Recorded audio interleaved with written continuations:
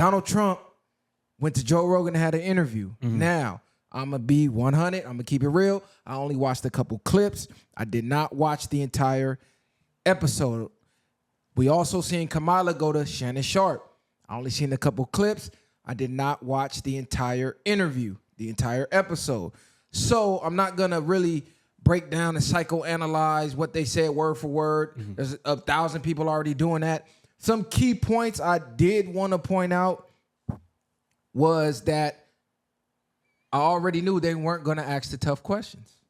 Neither one of them asked the tough questions from what I can see. From the clips that I seen, they did not ask the tough questions. And I know for a fact I don't have to watch the entire episode to know that they didn't, because if they did, that would have been going viral. There's a lot of unanswered questions that neither one of them asked. So did you watch any of those interviews, or did you just watch clips? I watched a good amount of the Trump one. I watched a little bit of the Kamala one. And what you said is correct. Joe Rogan and Trump, while Joe Rogan's a great podcaster and a great interviewer, and he's able to ask, I think, good questions, it was more of an echo chamber. And a lot of people, when they talk to Trump, they kind of get caught up where he goes off and he goes into a different rant and he takes the conversation somewhere else. It's kind of like when Cat Williams was on Club Shay Shay and he couldn't even really get a question out. So that's kind of how Trump is, and sometimes he can trap people into that roller coaster of him just going off on a rail and saying whatever he's saying, to where like it's more so him controlling the interview than Joe Rogan. So that's what I got from it. From the Kamala one, from what I saw, I didn't get any pushback from Shannon. I don't think Shannon is, in all due respect to Shannon, but I don't think he's politically inclined enough to really be sitting down with her anyway. And I think even Joe Rogan as well, right? I don't think he's politically inclined enough as well to sit down with Donald Trump. Like, yes, he's famous and we know him for sitting down with, different politicians and people who have knowledge, but that doesn't necessarily mean that he is the person that should be given this conversation. So to me, both interviews were echo chambers to just enhance the candidate's chance of winning at this point. Like, whoever's a follower of Joe Rogan is it's kind of like giving Trump a little bit of juice. Like, here, this is one of my people. I'm giving you a shout out. Same thing with Kamala. They just giving him a shout out because we got a week left until election day. No, that's a fact. Like, I seen Trump kind of trolling, showing him his ear. Like, yeah, this with a bullet. Like, come on, bro. You didn't really get hit in the ear. Your ear would have been decimated. We all know people who really got shot in real life. That changes your anatomy forever, wherever that bullet touch. Especially something as small as the ear. If a Mike Tyson bite can change Holyfield's ear forever, you think a damn bullet can't? Like, come on, let's be serious. And as far as the Shannon Sharp interview, the whole aura about it was disgusting. It screamed, I'm doing this for the bag. I don't care about what's going on. I really don't care about the people. My sponsors set it up, and I'm going to just sit here and, like that old country, good old boy type of vibe. That shit was nasty. Like, that's why I couldn't watch it, because even in the clips I seen, she said a lot of bullshit, and all you see is Shannon. Yeah, he gonna let it get off. Yeah. Like, come on, bro. Where's the pushback?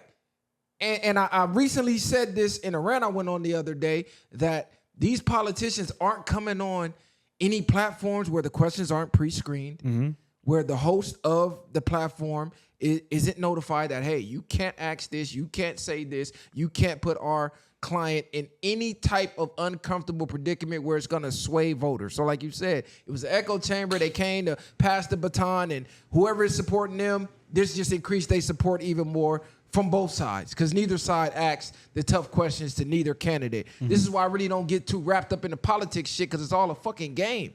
It's all one big game, and you could see it clear. What was the point of either one of them going on either one of these platforms if they weren't going to ask real questions? That's what's sick about this whole thing. That's what makes it a game. If you really about what you say, you don't need to screen the questions, because the questions I'm asking requires the truth. So what do you need to screen the question for? That means you're trying to screen the answer. You want to come with an answer that you think that people want to hear. No, I want to answer on the spot without you even knowing what I'm going to ask. That's where you're going to get the truth. And when you try to lie, that's where your body language and everything is going to give it away. So they trying to avoid that, because both of them have shit that they full of shit about. That just is what it is. They politicians, that is what it is. Trump more of a businessman, so I sway more towards Trump's side for that reason, because at the end of the day, he all about the dollar and the economy. Fuck the politics. They gonna be what it's gonna be, right?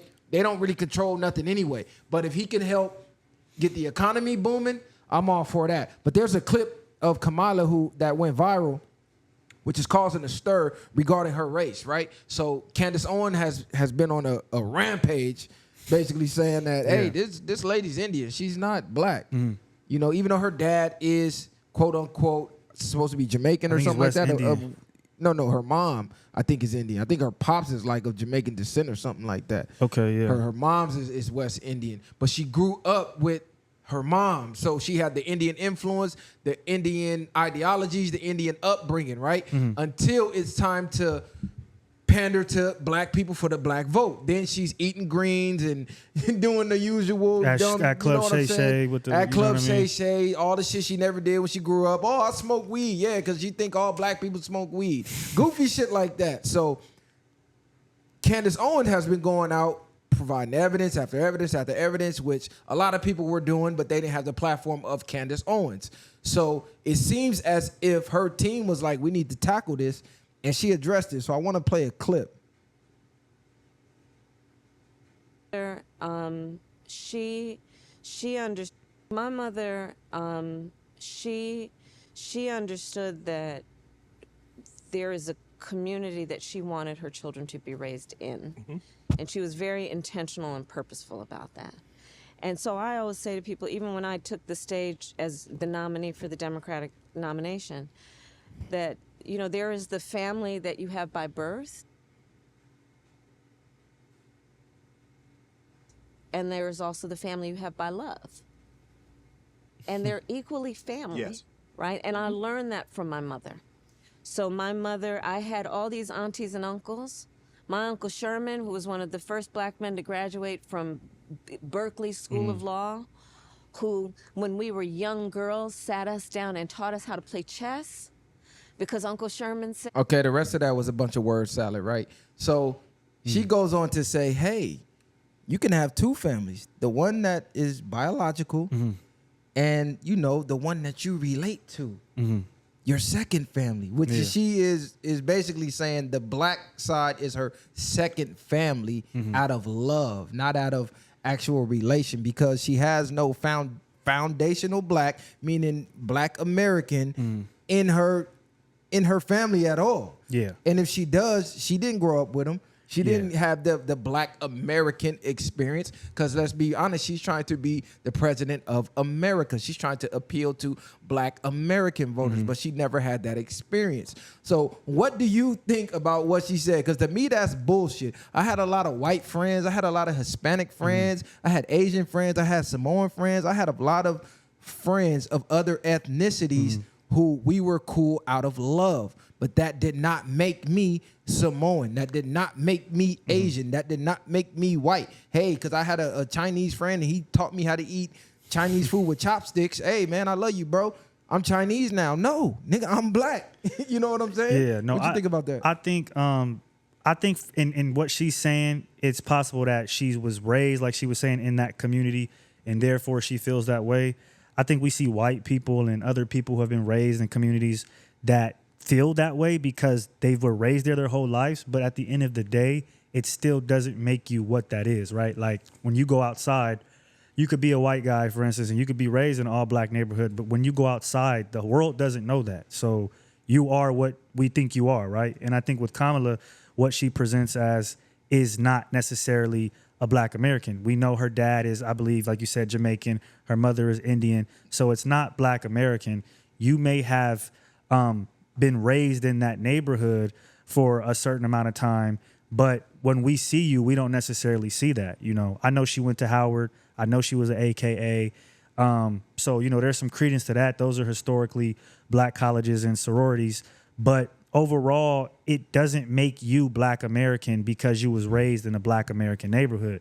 So I think it is word salad, because most of us would, if we heard that from a white person, let's keep it 100, you know what I mean, or somebody a way lighter complexion, we would probably be saying that nigga ain't one of us just because he was raised over there. You would have a lot of people saying that.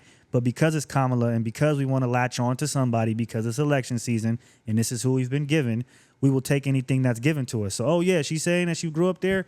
Cool, she grew up there. We don't really know. Just like we thought she was black. And then Candace Owens came out and said, that ain't even her grandma. That was a fake picture. It was like, but we just want to believe these things so bad that it's already been disproven, but we continue to believe it anyway. And those are the tough questions that didn't get asked. Exactly. Hey, what about this fake picture y'all was running around with? It's a lot of bullshit she didn't have to address. And that's my issue with these type of interviews, because it's all smoke and mirrors. It's all word salad. Like you said, if that was another race who would have made the exact same comment, we would have been saying, hey, it's culture appropriation. Yeah. Just because you hang out with blacks don't make you black. Because there's a lot of other races who feel that way. Like, I grew up with y'all. I want to say the N-word. I want to get dreadlocks. I want to rock the braids. I want to dress like y'all, talk like y'all. We'll point them out and make them go viral and go, look, they're appropriating our culture and this and that. Yeah. But then she turns around and does the same exact thing. Even though her father is of Jamaican descent, and I'm not one of them people who try to separate Jamaicans and hate. No, you're black, bro. You may not be American black, but that don't take away the fact that you're black. But at the same time, you don't identify with that. You can have that in your DNA, but you didn't have that upbringing. You didn't have that experience. You don't know anything really about that culture because you weren't divulged in it. You already said you were raised with the Indian ideologies. So you're Indian at the end of the day. So all this running around with chicken and waffles and hot sauce and my greens is in the bathtub. We don't cook greens in the fucking bathtub. Fuck are you talking about? And you seen a meme on Twitter somewhere and ran with that. And like, come on, be for real. I don't think that that's her. Like what you're saying, like you grew up with a Jamaican father and an Indian mother. I don't see how the presence of black American culture could be heavy within your household. Like I just don't see it. Again, when you step outside, maybe your next door neighbor was, doing this and your other next door neighbor was doing that and it was black culture. But within your household, what you were raised with is a mix of two things that are not black American. So your core values and I think your core mannerisms and things of that nature, you can tell that it's not necessarily coming from us. Maybe because you was running around at these Diddy parties with Montel Williams and all that. That was your foundational black experience. But growing up, and what made me even bring this up as a topic was me reading comments. I'm an avid comment reader, right? And the amount of people that are brainwashed over politics is crazy.